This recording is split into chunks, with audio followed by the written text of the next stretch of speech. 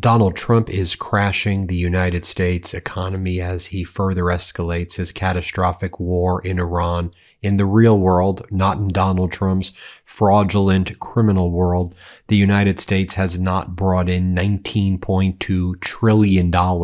If we brought in $19.2 trillion, then why is the debt going up over $3.5 trillion in this year alone? Why has the total debt, and I know a lot of people aren't talking about this anymore because they just want to cover up for Donald Trump and MAGA, but the national debt is approaching $40 trillion. Donald Trump has added basically 30% in his presidencies to the overall national debt. Let's just take a look at charts, not Donald Trump's fraud, to talk about what's really happening in the economy. And you know what's happening in your economy, in your home, in your apartment. You know the struggle to pay rent. You know that housing is not affordable. Groceries are not affordable. Gas prices are going back up right now. Let's just talk about the data, because that's what we do here at the MeidasTouch Network.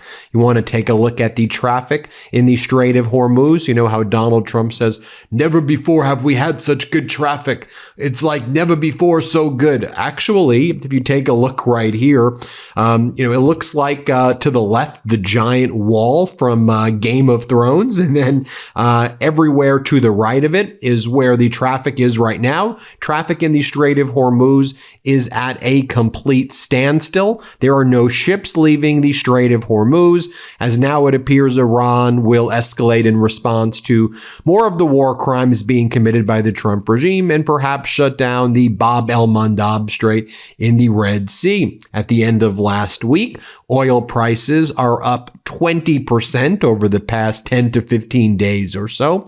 Oil prices were approaching $90 a barrel. You have Treasury Secretary Bessent, in my opinion, trying to manipulate the market by bringing in certain whale investors to short the crude market and try to bring down the price there.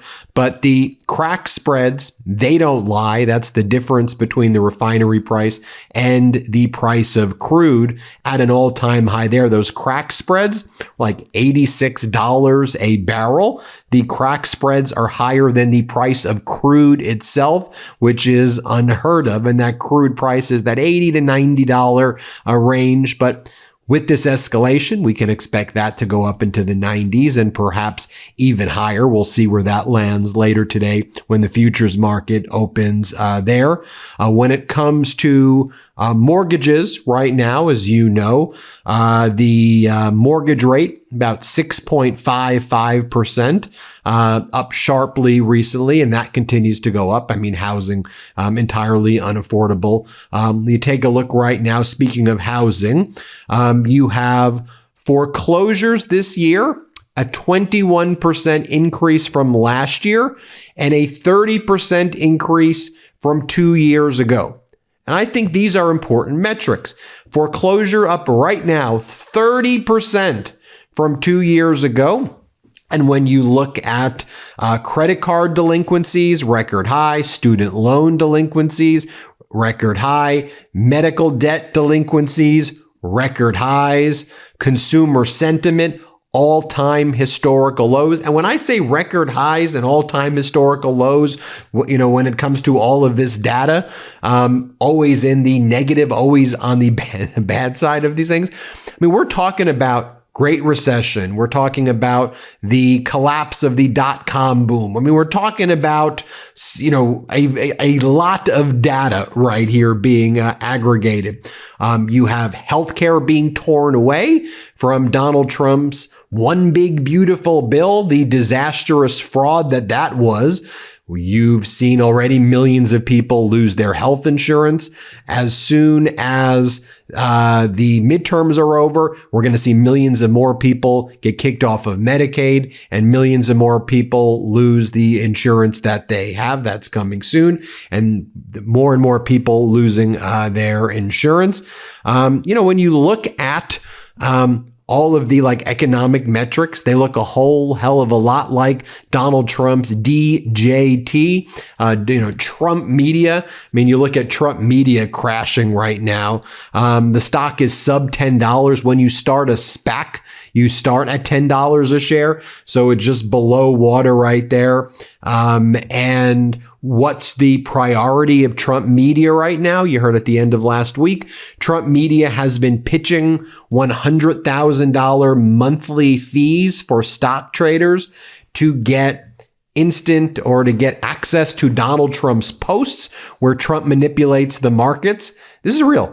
Before everybody else sees Donald Trump's post. So if Trump posts about Nvidia or Micron or whatever the stock it is, if you pay $100,000, you can get access, or this was being floated, to Trump's social media posts on Trump Media First, available to the oligarchs and the stock traders. What are they, like systematizing, this horrific behavior?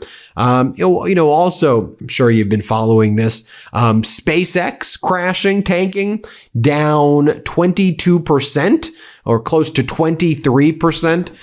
Since it was added to the NASDAQ 100. So Trump and Musk had the rules changed for the NASDAQ and NASDAQ 100. Normally, you'd have to wait a significant period of time to see how a company does because you want to avoid pump and dumps and all of these schemes before a stock can be put on the NASDAQ 100, because a lot of 401ks and mutual funds and funds that people invest in, part of the investment is in the NASDAQ 100 or in the NASDAQ. So when SpaceX put itself into the NASDAQ, you may not want to even own SpaceX, but your 401k, your mutual fund, your funds that you may have been invested in had to purchase SpaceX because they follow their criteria, which says they have to buy certain NASDAQ companies. So when it was added to the NASDAQ 100 and it got this status, they had to buy SpaceX. So that's been harming people's portfolios right now. And the reality is, and in my opinion, it's the revenue that it was making never merited anywhere near the valuation that it was given at first. And, and here's the results of all of this. Also, more reporting about how Donald Trump would make social media posts about various companies in and around the time that he would purchase the stocks in these companies. And CNN did a pretty good expose where they said Trump trades stocks before favorable Truth Social posts. And they gave tons of examples how Trump made stock trades shortly before posting favorable comments about them. So with all of this taking place, and I know the struggle is real, what's Treasury Secretary Scott Bessent saying? How's he dealing with all this? Well, he went on a podcast called The Way I Heard It. And Treasury Secretary Bessent's of everything is, look, if you do the right thing and you work hard and you make good decisions, there still may be the American dream for you. Just what an asshole this guy is, huh? Here, play this clip. I really think it's up to us to let people know that the system does work for them. If you do the right thing, they want to work hard, if you want to make good decisions, then there is still the American dream. So, and you got to make sure that they are good paying jobs on the other side where people can move up. Then he goes on State Regime Media Fox with State Regime Media Fox, and he talks to them, and he's just like, look, the Fort Knox has gold, and he's with Jesse Waters. I forget Jesse Waters' name. We have the gold in Fort Knox, and you can trade these certificates for gold. No, you can't. What are you talking about Fort Knox gold? They want to talk about everything other than the struggle that the American people are experiencing. Here, let's play this clip. Have you visited Fort Knox? I haven't. People on my staff has.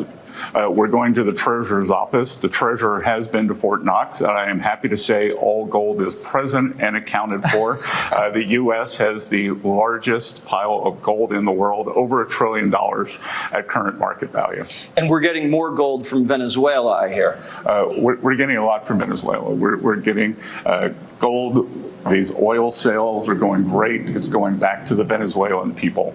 And just so you see, even though he says, I never took the trip to Fort Knox, this has actually been something that Donald Trump has been saying to his supporters over and over again. We got to check out if the gold's in Fort Knox. We're going to get rich with all that gold in Fort Knox. You'll see. It's all right around the corner, just like your Doge dividend checks, right? $5,000, your tariff rebate checks. It's right around the corner. The gold in Fort Knox. You're going to get rich. You're going to get rich. You're going to get rich. Remember when Donald Trump said, he goes, I would be the greatest communist, like Lenin. That's what he said, Lenin. Just like Lenin, because I would just promise people everything, and then I wouldn't even have to deliver. I'd make the greatest communist, he said. Here, but I don't need to show you that he said that, but here's the video of Fort Knox. On this one, all my life I've heard about Fort Knox. That's where the gold is kept, right? I heard Fort Knox, oh.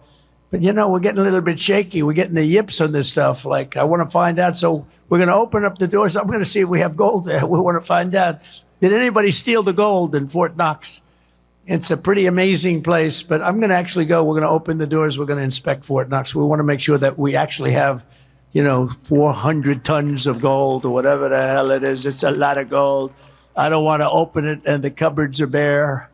Could happen. If you look at some of the things, oh, by the way, wait till we go into the education department. We haven't even done that. So we could find as much as $1.5 trillion worth of waste, fraud, and abuse. If we do that, we can balance budgets. We can do a lot of other things.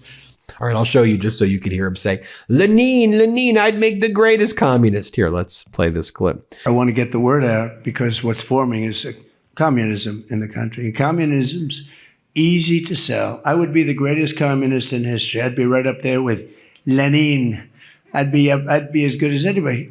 You've got free rent for the rest of your life. What they don't say is that you'll be living in squalor in 12 months. You've got a free house. Would anybody like to have a free house? We'll take it away from somebody. We'll give it to you. You'll have murders all over the place. Communism's a disaster. It's been proven to be for thousands of years under different names, but same thing. It's very important. And, And then you'll even see in 2025, Donald Trump, when he was in the Oval Office with French President Emmanuel Macron, Trump, again, talking about Fort Knox and Macron looking at him like he's like a crazy person. Here, play this clip. We're actually going to Fort Knox to see if the gold is there, because maybe somebody stole the gold. Tons of gold.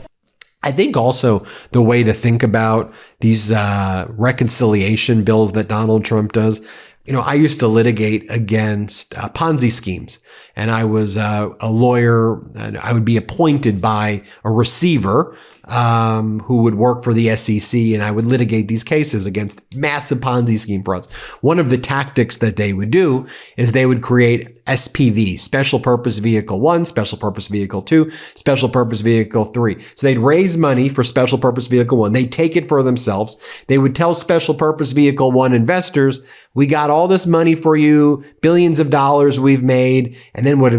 They then do Special Purpose Vehicle 2 to then pay a little bit to Special Purpose Vehicle 1 investors so that they feel okay. And then the Ponzi schemers then take for themselves, and then they do it with Special Purpose Vehicle 3 and 4 and so on until they get busted. That's like a Ponzi scheme. Reconciliation 1, the big, beautiful bill. Reconciliation 2, now 3.0, to me is just like Special Purpose Vehicles 1, 2, and 3. It is robbing Peter to pay Paul, except here it's robbing from the American people or bringing the American people further into debt in order to pay Paul. In this case, no offense if your name is Paul, Donald Trump and the right-wing oligarchs and the military-industrial complex, and to feed the money to them and then create another urgency.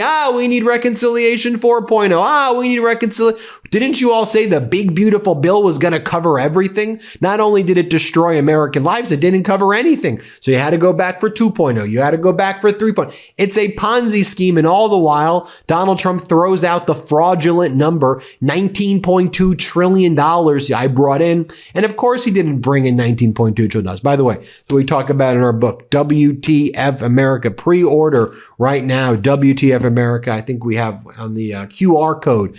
It's climbing the charts. It comes out in October. Pre-order helps us a lot. All right. I want to bring in right now Justin Wolfers, an interview I just did with him. top economist, runs Platypus Economics. He's the chief economist at MeidasTouch now. Let's bring in Justin Wolfers. Now I want to bring in Justin Wolfers, chief economist at the MeidasTouch Network, also the founder of Platypus Economics. Justin, great to see you as always. Donald Trump's jawboning this week saying Iran wants to meet, Iran wants to meet. Yep, the boy who cried wolf. Clearly looks like that weak little pathetic boy, in my opinion, claiming deals. The boy who cried deal, I should probably call it.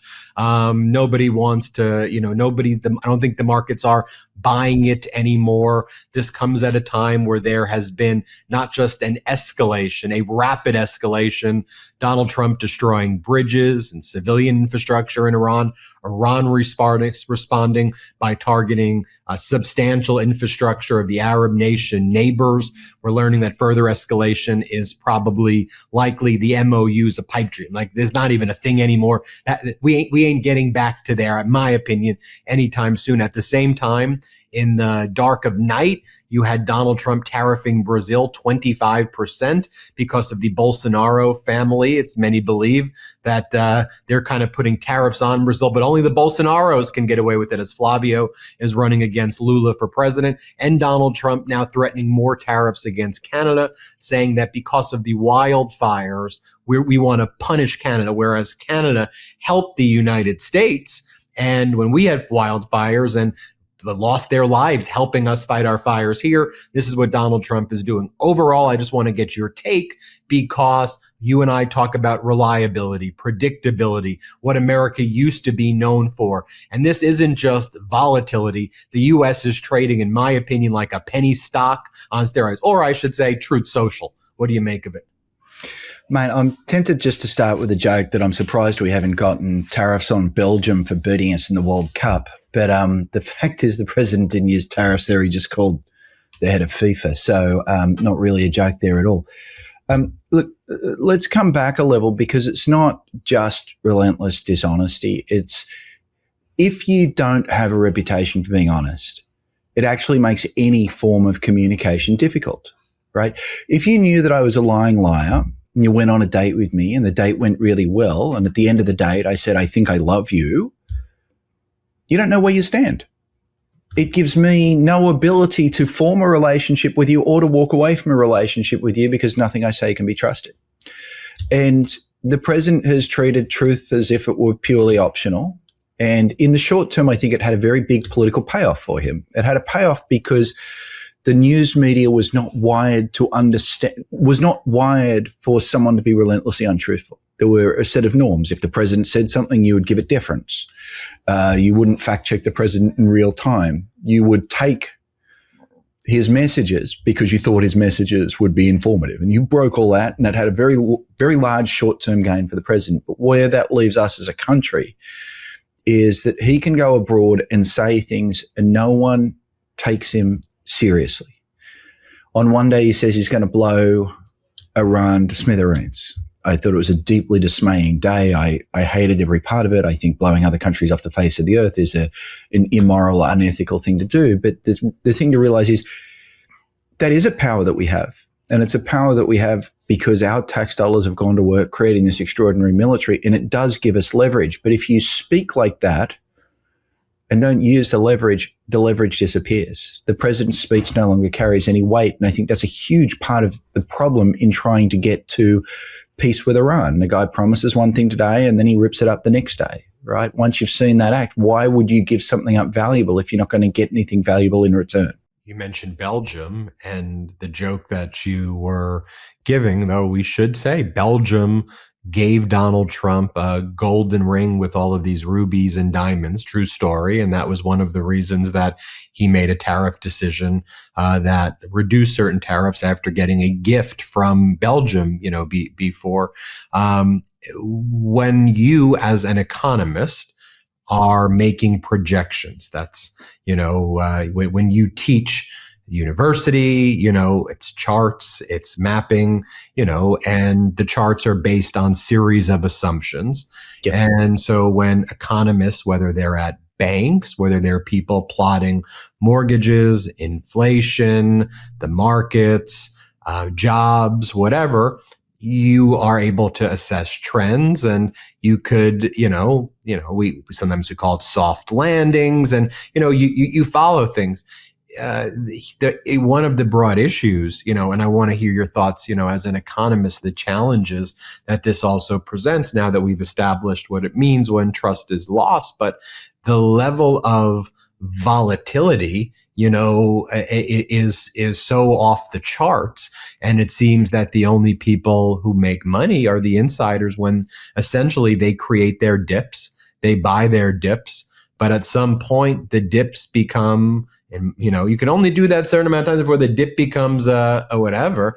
And look, you see, I saw Jamie Dimon, someone who I used to very much respect. I see him on stage. I understand he's got stakeholders and shareholders, and he's got to say certain things that he's got to say.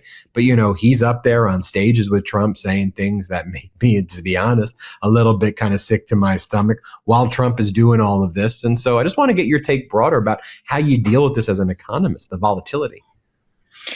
Yeah, so it's interesting because the emotional volatility that you feel, I mean, Ben, I know no one lives it more than you do. You're on top of the news cycle day in, day out. Every time I look up on the internet, there you are. That emotional volatility, that the news cycle is literally an order of magnitude faster than it's ever been, that the half-life of a story now is 2 hours. That's one thing, but actually it translates in a very different way into financial markets. Here, let's think about this slowly. Let's say the president says, I'm going to invade Canada. The first time he says that, you think to yourself, crikey, that would be terrible. This is a president out of control. I definitely have to dump stocks. We have the worst possible president. This is going to lead to a painful war. This is going to have terrible economic consequences. And then by the end of the afternoon, the president said, I was just kidding about bombing Canada. Okay, so you've lived through that. Now, the next day when he wakes up and says he's going to bomb Canada, what are you going to do? You're going to realize that much of the time he says that, he's kidding or he backs down. In which case, you no longer want to be the one who sells your stocks because they're going to rise again by the end of the afternoon when he says he's not going to bomb them. Because you see they're going to rise in the afternoon, you're going to sell them in the morning, which actually means that the president's words do less to move markets today than they used to. And I can give you a couple of examples. When we first went into Iran, no one was sure how serious we were. That actually led to very sharp stock market movements. And then the president every day, I think I counted literally 50 occasions where he said we're on the cusp of peace with Iran. If we were literally on the cusp of peace with Iran, you would expect the market to rise all the way back up. And the first times he announced it, that led markets to respond that way. But then people eventually understood every time the president speaks, it doesn't actually mean anything. And so that meant markets today respond less to what the president said than they used to. Let me explain why that's complicated. One of the biggest checks on the president is sometimes he does a dumb thing and the markets tank, effectively telling him it's dumb. The problem is if the markets now understand half the time when the president speaks, he doesn't mean anything. This is the point of honesty being important. Then the market no longer tanks. And so that means next time he does a dumb thing, the market's not going to tank, in which case he's going to persist with the dumb thing. And so, look, maybe I went deeper into that than you really want to, but let me just come back. You brought us to where we are today because you look at these strategic petroleum reserves and people who are a lot smarter than me in this area say, remember that the Leonardo DiCaprio movie, the comet's coming down. Don't look up. Don't look up. And people are saying this tank bottom thing is a real issue and it's problematic. And we look at the Strait of Hormuz and it's closed and Trump is saying it's open, but it's not open. We look at the escalation taking place and you go, wait a minute. This right now seems to be that moment where we need to deal with it. This is serious stuff. And, even though Brent crude is going to be approaching $90 a barrel, which is very high, it took a long time for it to get there. And I've been sounding like a oil geek talking about 3-2-1 crack spreads and trying to explain, the delta between crude and refinery prices. But this is your world of charts where you see these issues. And I feel like a crazy person sometimes. And everybody, it's there. The comment's there. I'm telling you. And you'll be like, Ben, it's not as bad as you think it is. But what do you make? Because this moment particularly, though, feels like this is the bad moment. But with all of those other times he did the tacos and this moment feels like, well, you know, but I know our audience feels, you know, the seriousness of it. What do you make of it before we go? Yeah, it's funny that you raised the taco because we can stick with Mexican food here. So the so-called taco trade was Trump always chickens out. And when we went from bombing Iran to a ceasefire, the taco trade looked really good. Now, I've subsequently heard that our Mexican food menu has expanded. I don't know, Ben, have you heard of the nacho trade? This is the view that I think you're expressing. Nacho is not a chance Hormuz opens. The concern here is that the US doesn't have a pathway to getting the Strait consistently, persistently open. And that has much longer term consequences. And so this is where what I want to do is sort of just draw your attention to different phases of the war with Iran. In the first phase of the war, markets responded very badly. And again, I want to remind people, I'm not obsessed with markets. It's what they're trying to tell us about the economy. When markets tank, that's because smart people on Wall Street who bet millions of dollars are betting that the future profitability of American firms will be lower. And so I'm not obsessed with Wall Street. What I'm obsessed with is understanding the future of the economy. So when we first went to war in Iran, markets absolutely tanked. And what they were doing was responding to concern about the intensity of the war, which is how much damage would the US do? How much would we damage Iranian infrastructure? How much damage would there be through the rest of the region? Remember, this was meant to be a 4 to 6 week war. Now we're at 4 to 6 months. And now that we went through phase one of the Trump campaign was bomb, boast, and blockade. Then we had the ceasefire. It didn't work, so we went to the ceasefire, and now phase two is bomb, boast, blockade. Nothing's changed. And the fact that we seem to be out of ideas and unable to get ourselves to the negotiating table in order to do more than Trump claims he had an agreement. He didn't. He had an agreement to agree in which they hadn't actually agreed on any of the terms that the two sides disagree on. Mate, I can have an agreement to agree with you, but it doesn't get us anywhere. And so the fear is at this point, we look like we don't have a way out. And so now all the concern is not about the intensity of the war, but about the duration of the war. We know it's not 4 to 6 weeks. We know it's definitely at least 4 to 6 months, but what's happening now is it's raising a very real possibility of 4 to 6 years. That's not alarmist. That's actually reality that very much is in focus right now. By the way, I did warn people about this at the start of the war. And so what that in turn means is we can follow what's happening to the price of what we call the spot price of oil, the price of oil today. But people are also betting on what oil prices will be in the future. We call those futures contracts. And what you see over this current phase is those futures contracts now are moving quite sharply. Again, that's just the market saying, hey, we're not really worried so much about the intensity now. We're worried about the duration, the possibility of what folks call a forever war, but something that just drags out, that the nacho, never, not a chance Hormuz opens, that things remain open, closed, and the world oil markets are going to continue to either be deprived of a source of oil or continue to be buffeted about for many years to come now. Yeah. And what worries me as a student of history and psychology and pathology and seeing Trump's never had a way out of any of this stuff. His whole life, it's always been frameworks and agree to agree later. He's never actually done deals. If you read The Art of the Deal, what he says is, I don't actually view a deal as good faith bargaining between parties where each side gives. It's how you and I would generally teach negotiation in a class. He said, I view it as the starting point to extract more and grind down the other side. He's met a adversary in Iran and people over there like Foreign Minister Araghchi who wrote books on negotiations, and they have a certain way of thinking as well. That's not going to be like the way the Republican Party was to Trump or the way certain institutions bent here in the United States, because they view it, as Trump talks about it, as the very survival of the civilization, because Trump has described it in such terms. And so the big fear to me, when I saw the MOU, when I see his fake deals with China, when I see all these fake deals, is they're not real. They're not real, just like we didn't bring in $19 trillion. And you can't really bluff it when you see what's going on. That's, you can't keep it going for it. I'll give you the final word before we go.